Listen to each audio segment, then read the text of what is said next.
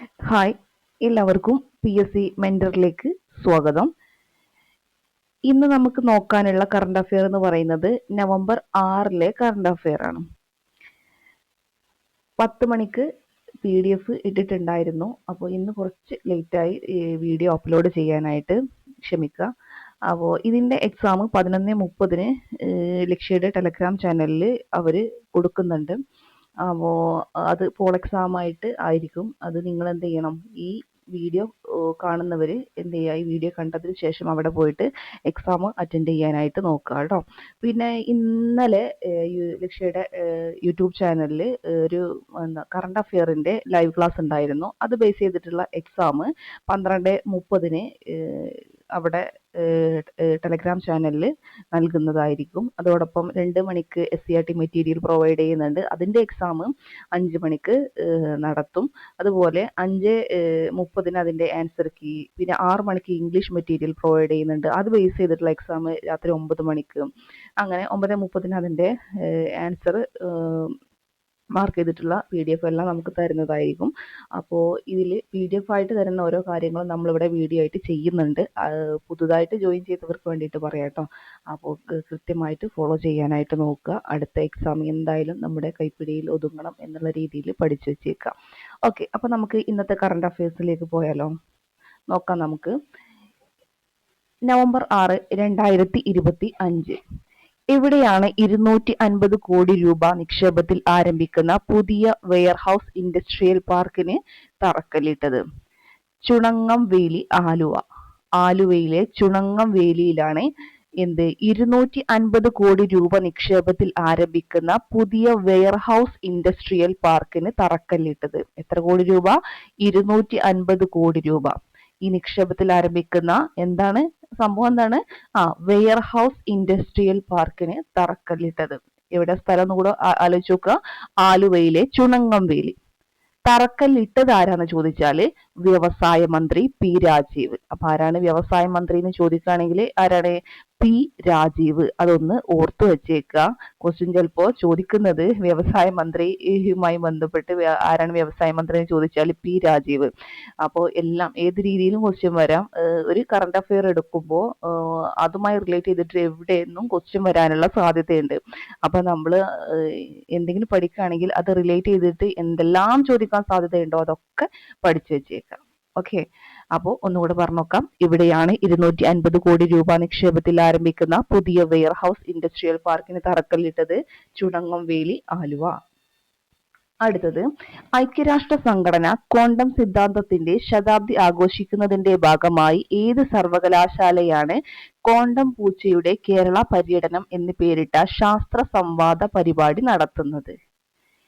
എവിടെയാണ് പറഞ്ഞേ? അത് കുസാറ്റ് ആണ് അല്ലെ. ഏത് സർവകലാശാലയാണ്? കുസാറ്റ്. ഐക്യരാഷ്ട്ര സംഘടന ക്വാണ്ടം സിദ്ധാന്തത്തിന്റെ ശതാബ്ദി ആഘോഷിക്കുന്നതിന്റെ ഭാഗമായി ഏത് സർവകലാശാലയാണ് ക്വാണ്ടം പൂച്ചയുടെ കേരള പര്യടനം എന്ന് പേരിട്ട ശാസ്ത്ര സംവാദ പരിപാടി നടത്തുന്നത്? കുസാറ്റ് ആണ്.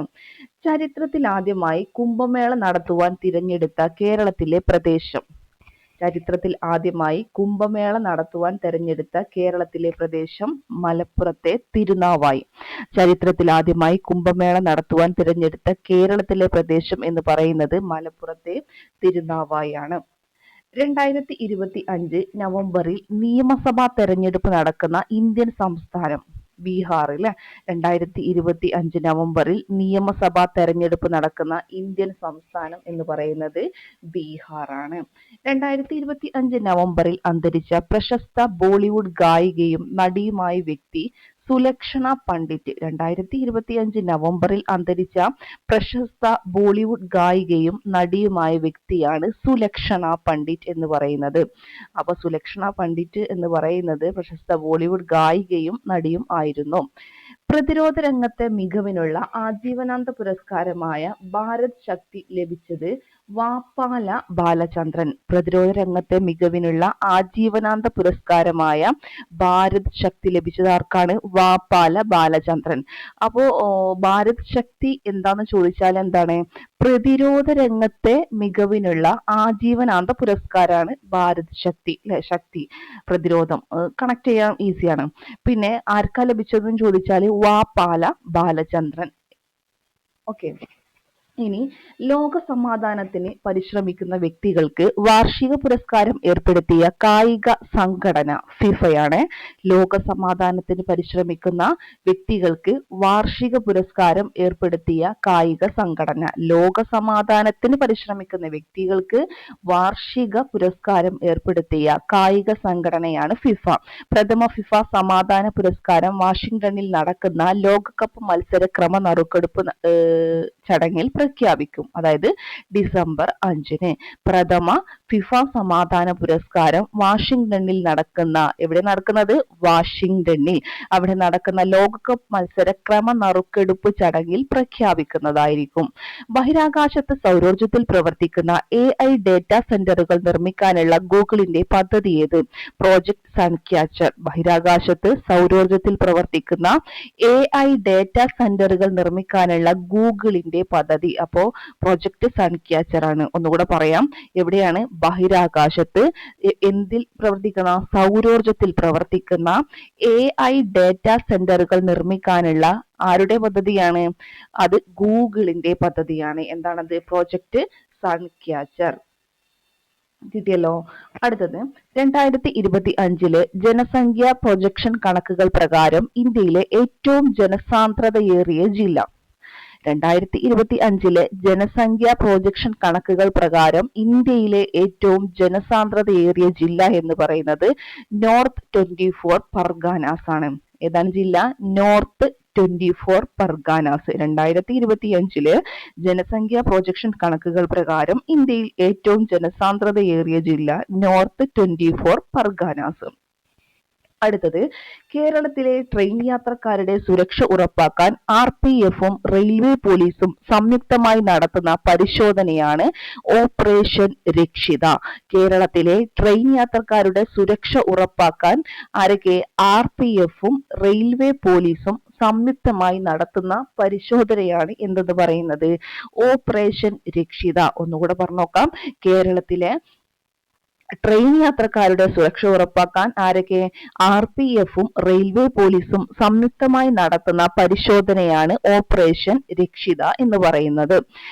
സാറ്റലൈറ്റ് അധിഷ്ഠിത ഇന്റർനെറ്റ് സേവനങ്ങൾക്കായി ഇലോൺ മസ്കിന്റെ സ്റ്റാർലിങ്കുമായി കരാർ ഒപ്പിട്ട ആദ്യ ഇന്ത്യൻ സംസ്ഥാനം ഏതാണ്? മഹാരാഷ്ട്ര. സാറ്റലൈറ്റ് അധിഷ്ഠിത ഇന്റർനെറ്റ് സേവനങ്ങൾക്കായി ഇലോൺ മസ്കിന്റെ സ്റ്റാർലിങ്കുമായി കരാർ ഒപ്പിട്ട ആദ്യ ഇന്ത്യൻ സംസ്ഥാനം. ആര് എന്തുമായിട്ടാണ് കരാർ ഒപ്പിട്ടത്? ഇലോൺ മസ്കിന്റെ സ്റ്റാർലിങ്ക്. അപ്പൊ സ്റ്റാർലിങ്ക്, ഇലോൺ മസ്ക്, അതൊക്കെ ഒന്ന് ആലോചിച്ച് വെച്ചേക്കാം. ഇലോൺ മസ്കിന്റെ സ്റ്റാർലിങ്കുമായി കരാർ ഒപ്പിട്ട ആദ്യ ഇന്ത്യൻ സംസ്ഥാനം എന്ന് പറയുന്നത് മഹാരാഷ്ട്ര. എന്തിനു വേണ്ടിയിട്ടാണ്? സാറ്റലൈറ്റ് അധിഷ്ഠിത ഇന്റർനെറ്റ് സേവനങ്ങൾക്കായിട്ട്.